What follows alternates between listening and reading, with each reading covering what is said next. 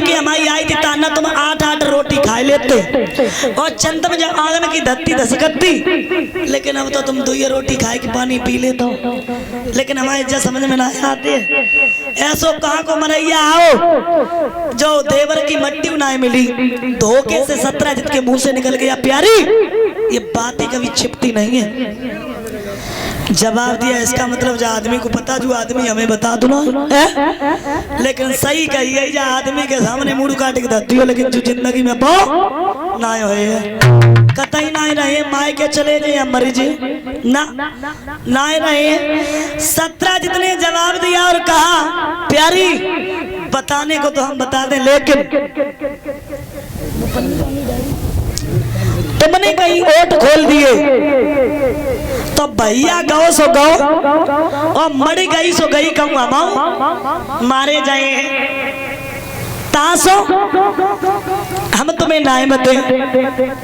पत्नी ने जवाब दिया स्वामी जब तुम हमें नहीं बताओगे तो फिर बताओगे किसे? मर जाओगी, बिल्कुल नहीं रहोगी। और उसी समय 17 जितने जवाब दिया और कहा प्यारी एक बात सुनो मेरी। 17 जित बोला औरत को हर बात बताना ठीक नहीं, रुचि तुम्हें अपने दिल की हर जगह सुनाना।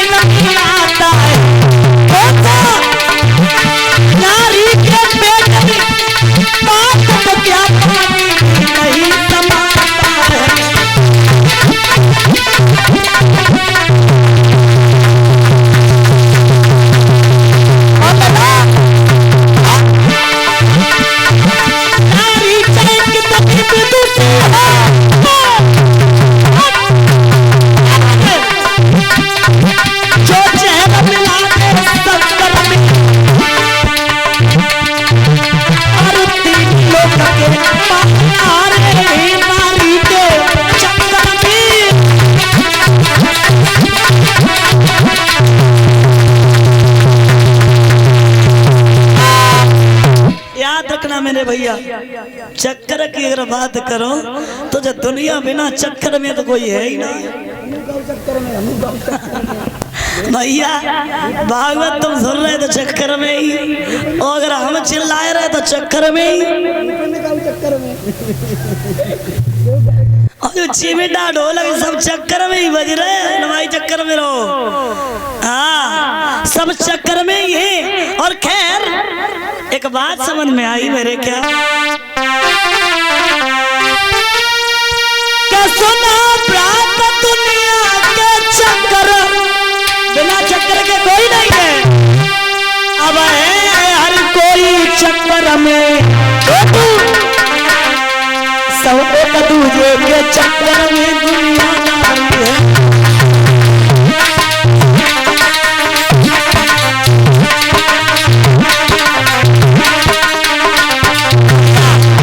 हो रही तो चक्कर में ही हो रही। सुरेंद्र भैया ने बोली हो या खाऊ ना खाऊ, कोई काम हो या भाई चक्कर में कराए दे चक्कर में। सुनो माँ बेटा से प्यार करे, माँ बेटा से प्यार करे, करे प्रेम को चक्कर में।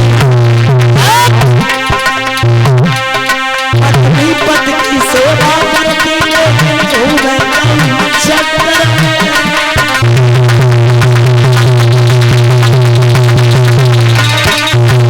याद रखना, माँ अगर बेटा को प्यार करती है उसका चक्कर है क्या? बड़ा हो जाएगा, नौकरी लग जाएगी। हाँ पत्नी पति की सेवा करती है, पति सौखे कराता है, नई नई साड़ियां पहनाता है, सभी इच्छाएं पूरी करता है। और सुनो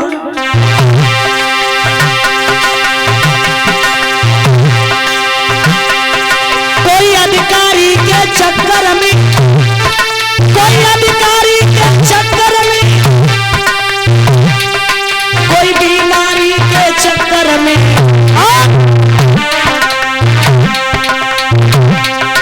कोई खवारी के चक्कर में, कोई परनारी के चक्कर में।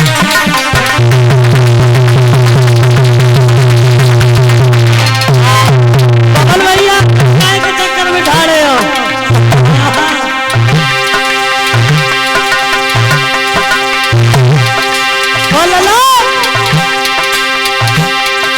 कोई गांव के चक्कर अब काट रहो, कोई गांव के चक्कर काट रहो, घूमे ताऊ चक्कर में।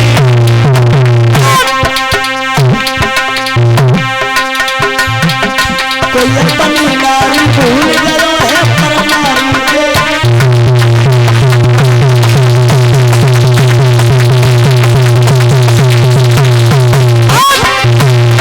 कोई अपनी नारी भूल गया, कोई अपनी नारी भूल गया परनारी के चक्कर में। कोई पद से दूर दूर भागे यारी।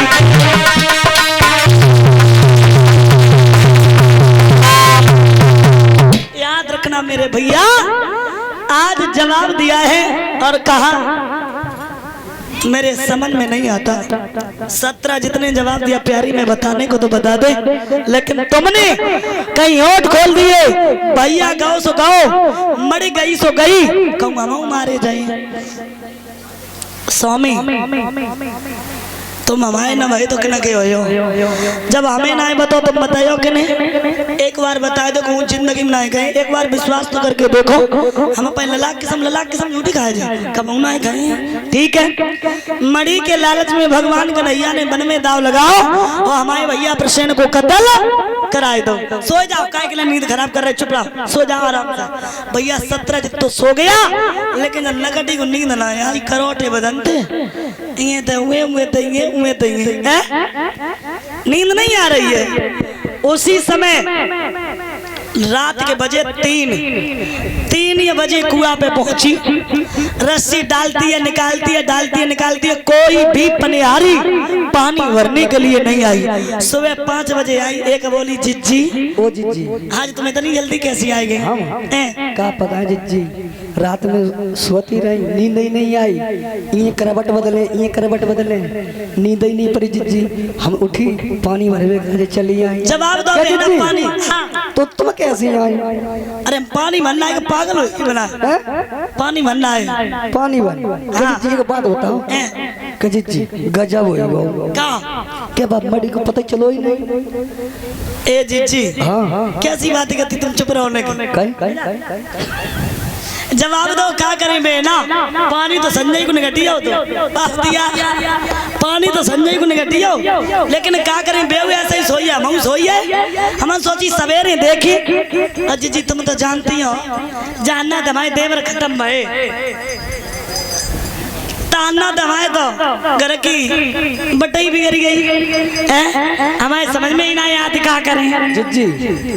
बहुत गजब भयो तुम्हारी के समय, लेकिन हमारे जब समझ में ना आते ऐसे कहा के मरैया है जो देवर की भट्टी ना मिली। बहुत सुमो नहीं चलो कहो। ए चुप रहो जिज्जी, जे बातें कहूं चिपति ना है कहियो तो नहीं कहू ना। तुम्हारे समझ देखो, हमने तुम्हारी कहूं बात कही, हमारे और तुम्हारे ब्याह की सिर्फ 3 दिन का अंतर है। कमो कही हमने कोई बात, हम अपन सुनो जिज्जी, हम अपन लोड़ा कसम खाए के रखा उसने की जिज्जी, तुम बोलो तो कहियो मत, ठीक है। अरे जिज्जी को सही तुम्हें बे बात करते, तुम हम तो ना कहो। चलो ले ले। एक दिन हमारे पति मड़ी गले में डाल के गए कन्हैया की सभा में। अच्छा, जो कन्हैया जितो ही ऊपर तकरिया तितो ही भीतर तकरिया। ऐसे ना कहो। जब बहुत गुण नहीं कोई सुन लिए फेर ही फेर मड़ी मांगी, हम तो धीरे का तुम का उसे मत कहियो। अरे हम जी कहीं फेर ही फेर मड़ी मांगी हाँ। और जब मड़ी नाई दई तो बन में दाव लगाओ और हमारे देवर को कत्ल कराए दो।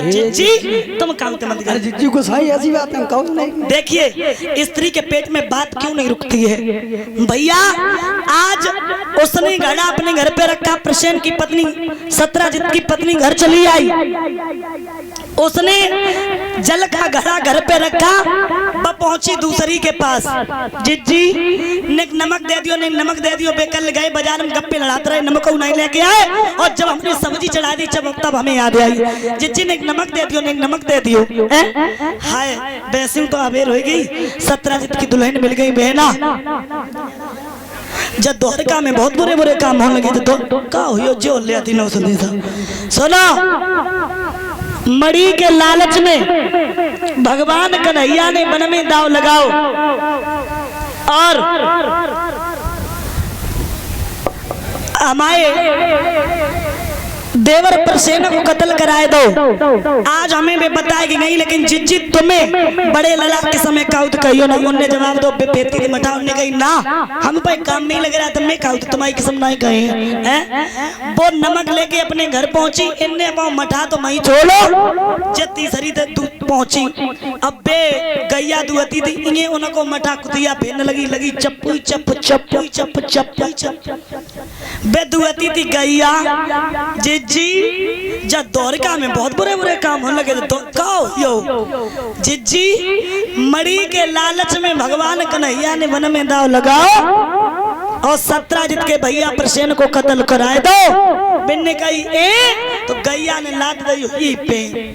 पूरी द्वारका में खबर फैल गई कि मड़ी के लालच में भगवान कन्हैया ने सत्राजित के भैया प्रसेन का कत्ल करा दिया। उसी समय आज भगवान कन्हैया को पता चला, नाना उग्रसेन के पास पहुंचे, आज्ञा मांगी, मैं मड़ी का कलंक छुटाना चाहते हैं।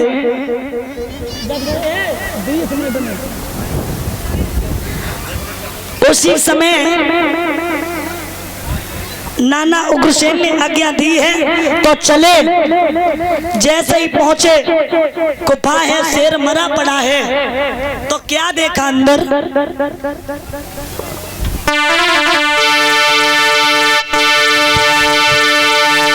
कि अंदर था एक विशाल भवन जिसमें थी ललना पड़ी भई। और ललना के ही पलने में बनी समड़ी थी।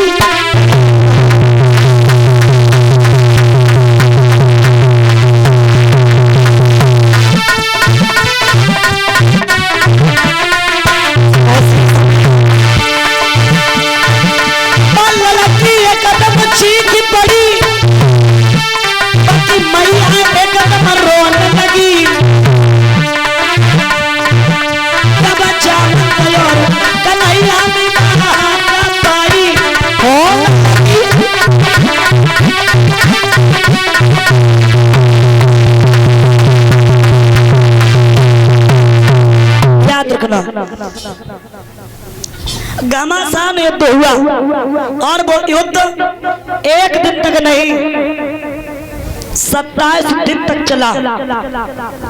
27वें दिन जैसे ही महाराज भगवान ने घूसा मारा है तो जामंत जी को त्रेता वाली बात याद आ गई। भगवान बोले हम तुम्हारी खुजली मिटी या नहीं मिली? बोलो। जवाब दिया प्रभु खुजली तो मिट गई लेकिन आपने कष्ट कैसा उठाया? बोले ये तेरी लड़की के पास जो मड़ी है इसने मुझे कलंकित कर दिया। तो कहा ऐसो करो मड़ी को ले जाओ और मड़ी बाली को ले जाओ। तो भगवान की दूसरी शादी किसके साथ हुई? जामंती के साथ। और भैया तीसरी शादी सत्यभामा के साथ। चौथी शादी कालिंदी के साथ। पांचवी शादी उज्जैन देश के राजा महाराज बिंद जिनकी लड़की का नाम था मित्रविंदा के साथ हुई। और भैया छठवीं शादी कौशल देश के राजा नगर जिती इन्होंने किया था, जो एक ही बार में 7 बैलों को नाथेगा उसके साथ मेरी लड़की का विवाह होगा। बैलों को नाथा और विवाह किया। 7वीं शादी लक्ष्मणा के साथ और 8वीं शादी भगवान श्री कृष्ण की बुआ थी सुरत कीर्ति, उनकी बिटिया को नाम है तो भद्रा, भगवान बाहु ले आए। तो शादी कितनी हो गई? 8। और भैया एक भूमासुर नाम का राक्षस था, इसके कैद में 16,100 लड़कियां बंद थी। इसने एक प्रण किया था, जब तक 20,000 नहीं हो जाएंगी तब तक नहीं छोड़ेंगे। भगवान ने 4 दीवारी को तोड़ा और लड़कियों से कहा तुम्हारी इच्छा क्या है? लड़कियां बोली प्रभु अब तो मैं कलंकित हो चुकी हूँ, अब तो घर वाले भी स्वीकार नहीं करेंगे, इसलिए आप मुझे अपने साथ रखिए। भगवान उनको भी ले आए। तो कितनी हो गई? 16,108। ये तो भागवत का प्रमाण है कि भगवान की शादी 16,108 हुई। और भैया गर्ग सेनता का प्रमाण है कि भगवान की एक शादी राधा के साथ हुई, जो भांडीर वन में ब्रह्मा जी ने कराई थी, और आधी शादी कुबिजा के साथ। टोटल शादी भगवान की हो गई 16,109। लेकिन भागवत का प्रमाण जो है वो केवल 16,108 ही हुई। अब प्रमाण मिलता है